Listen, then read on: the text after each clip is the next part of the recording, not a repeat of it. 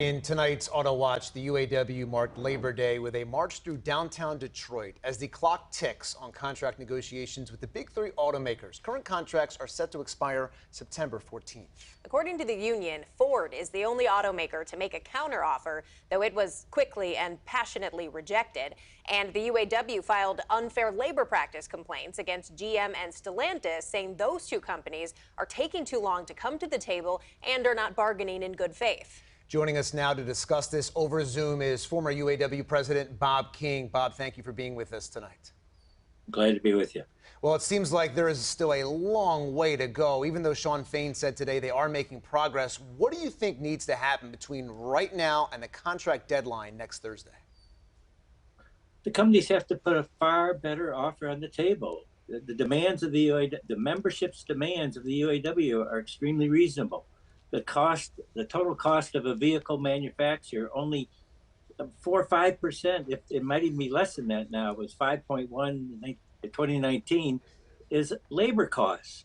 They can clearly afford to pay a lot more in labor costs and still be competitive and still be profitable. They have to put a far better offer on the table. So, Bob, today President Biden was speaking with reporters in Philadelphia, and he said he does not expect there to be a strike. I mean, he even said he does not think it's going to happen. That's a quote. Does he know something about negotiations that we don't know, or is he just trying to signal optimism?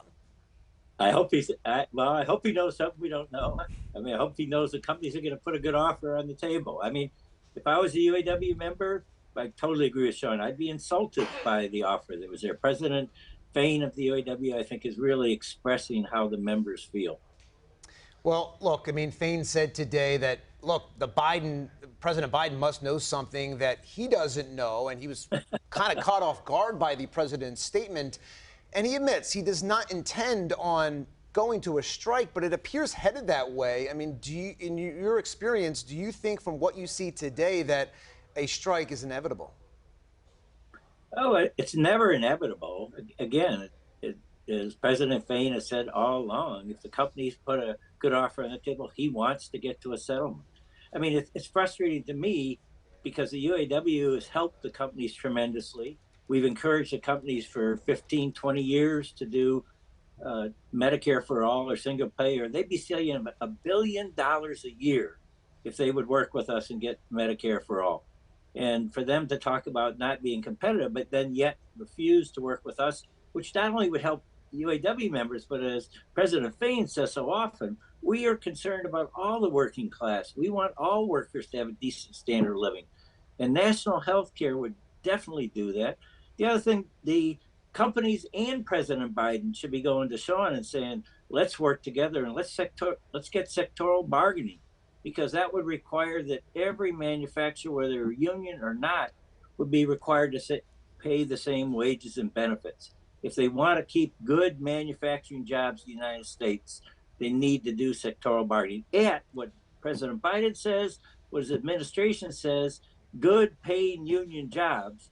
The only way you're going to do that, keep all the companies so they're competing on price, on quality, on innovation, not on who can pay the lowest wages, is to get sectoral bargaining legislation.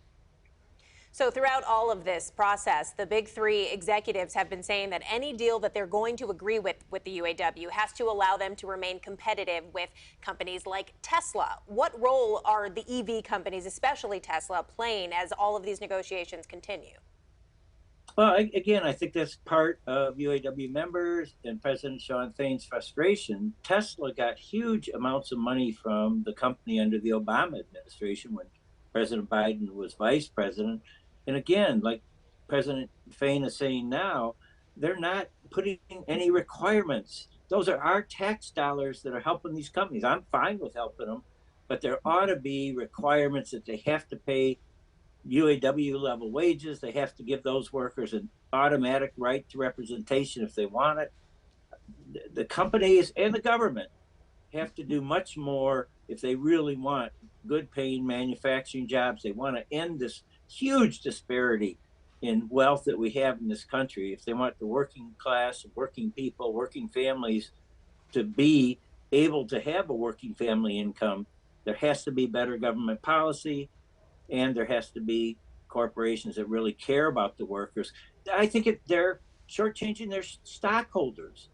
Again, they should be fighting for, that's $1 billion a year. This is a 2019 report from the Center for Automotive Research that Ford and GM were spending $1 billion a year in healthcare. And think of how much it's escalated. So I don't know what it is now, but it's more than $1 billion. They could be saving for their shareholders. They could be using to get rid of all the tiers. And then if they want a long-term more competitiveness, they should be going to the UAW and saying, come on, help us. Let's fight for sectoral bargaining like Germany, like Scandinavia, like Argentina, like so many other countries in this world have, that makes companies compete not on who can pay the lowest wages, but on who's got the best vehicle, who's got the best product, who's got the best quality, innovation, and so forth. Well, again, we are 10 days away from these contracts expiring with the Big Three. Bob King, former president of the UAW, thank you again for being with us tonight. Happy to be. Thank you.